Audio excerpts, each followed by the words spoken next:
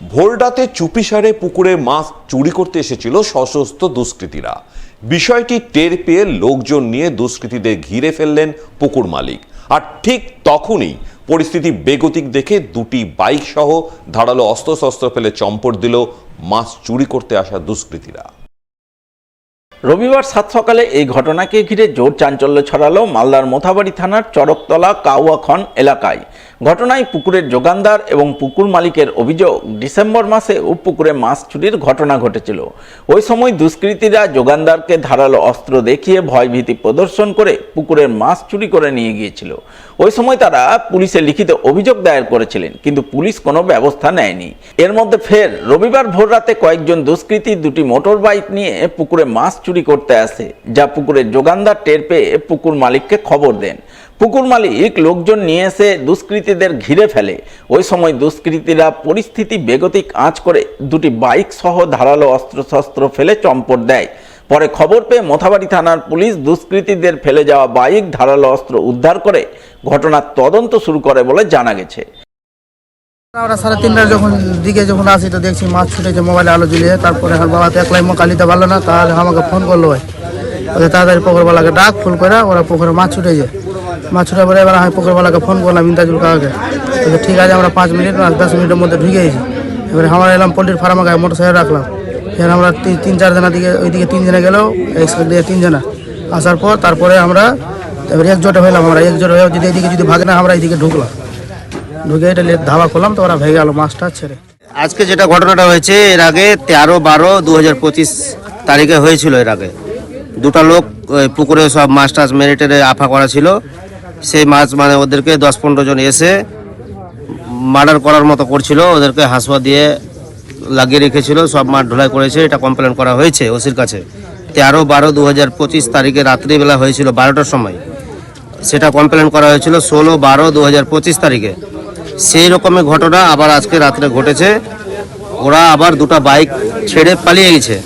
ওদেরকে মানে করা হয়েছিল। ওরা হাসুয়া, পিস্তল সব কিছু নিয়েছিল, সেদিনও নিয়েছিল সব, মানে সেদিনও করেছে। ওই ঘটনায় আবার আজকে রাত্রে করেছে। সামনেই আসছে গ্রীষ্মকাল, তাই গ্রীষ্মকালে পৌর এলাকায় পর্যাপ্ত পরিশ্রুত পানীয় জল পরিষেবা সচল রাখতে আগেভাগে তৎপর হয়ে উঠল পুরাতন মালদা পৌরসভা।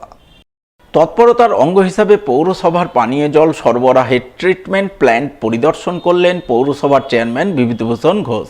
এদিন তিনি পৌরসভার ইঞ্জিনিয়ারদের নিয়ে পুরাতন মালদার লোলাবাগে মহানন্দা নদীর তীরে অবস্থিত পানীয় জল সরবরাহের ট্রিটমেন্ট প্ল্যান্ট পরিদর্শন করেন। কথা বলেন ট্রিটমেন্ট প্ল্যান্টের পাম্প অপারেটর সহ অন্যান্য কর্মচারীদের সঙ্গে। ট্রিটমেন্ট প্ল্যান্ট ঠিকঠাক কাজ করছে কিনা, কোথাও কোনো সমস্যা রয়েছে কিনা ইত্যাদি নানান বিষয় জানার চেষ্টা করেন। পরে পৌরসভার চেয়ারম্যান বিভূতিভূষণ ঘোষ জানান, সামনেই গ্রীষ্মকাল আসছে। ওই সময় পানীয় জল সহ দৈনন্দিন কাজের জন্য জলের চাহিদা বেশি থাকে। তাই গ্রীষ্মকাল পড়ার আগে ট্রিটমেন্ট প্ল্যান্ট পরিদর্শন করলেন। পরিদর্শনে বেশ কিছু সমস্যার কথা জানতে পারলেন। ট্রিটমেন্ট প্ল্যান্টে নদী থেকে জল তোলার জন্য যে 3টি পাম্প রয়েছে, তার মধ্যে একটি পাম্প গত কয়েক মাস ধরে বিকল হয়ে রয়েছে।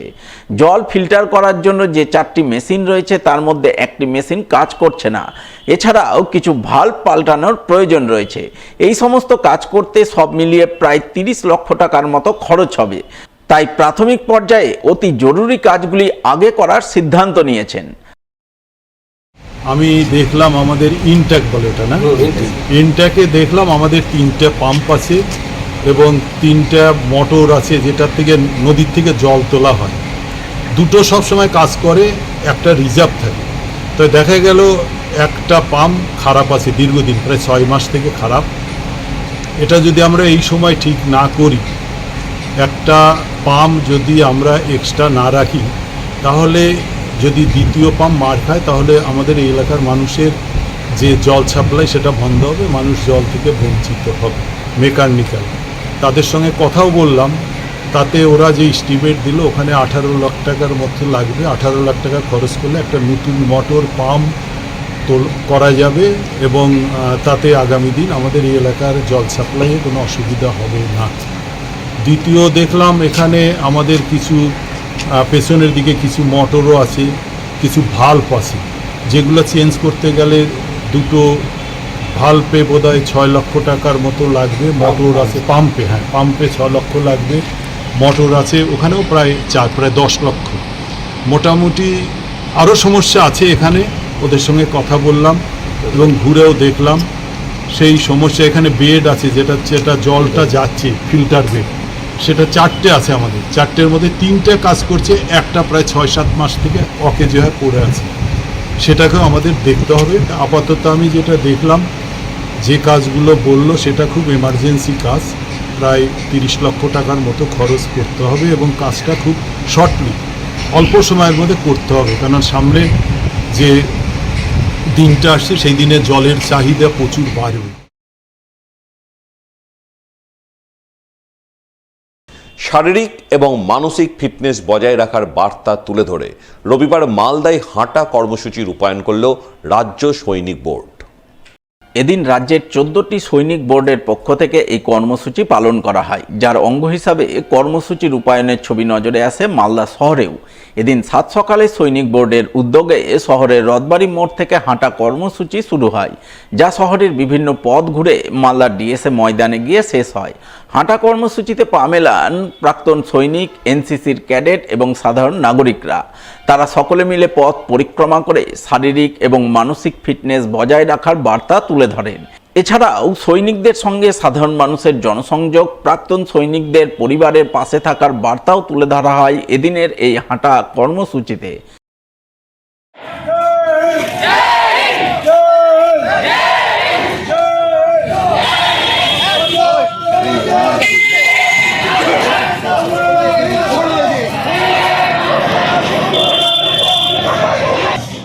देखिए, आज का जो veterans walk with veterans programme है, जो राज्य सैनिक बोर्ड का इनिशिएटिव है।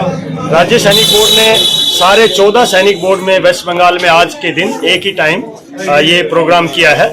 इसका मुख्य उद्देश्य है physical mental fitness, specially veterans और चिल्ड्रन में फिजिकल और मेंटल फिटनेस के लिए ये प्रोग्राम किया गया है। तीसरा उद्देश्य इसका ये है कि आपसी कॉमरेडरी, दोस्ती, सिविल और मिलिट्री दोनों में आपसी में दोस्ती हो, वो एक साथ बैठे और उनके साथ आपसी विचार विमर्श करें और कोई भी समस्या का समाधान मिल करके निकालें। उनका मेन उद्देश्य ये है। इसके लिए तीसरा उद्देश्य ये है कि कुछ शहीद परिवारों के लिए एक छोटा सा कलेक्शन भी इसमें हुआ है, जो कि शहीद परिवारों को दिया जाएगा। 65 रुपया प्रति व्यक्ति इसमें रजिस्ट्रेशन किया गया है। ये भी इसका मेन उद्देश्य था। सबसे बड़ा उद्देश्य है कि हमारे जो बच्चे हैं या बड़े हैं वो सभी नशे वगैरह से दूर रहें और फिजिकल फिटनेस पे ध्यान दें। फिजिकल फिटनेस ही सबसे बड़ा मंत्र है जो कि आपको जीवन में आगे लेकर जाता है।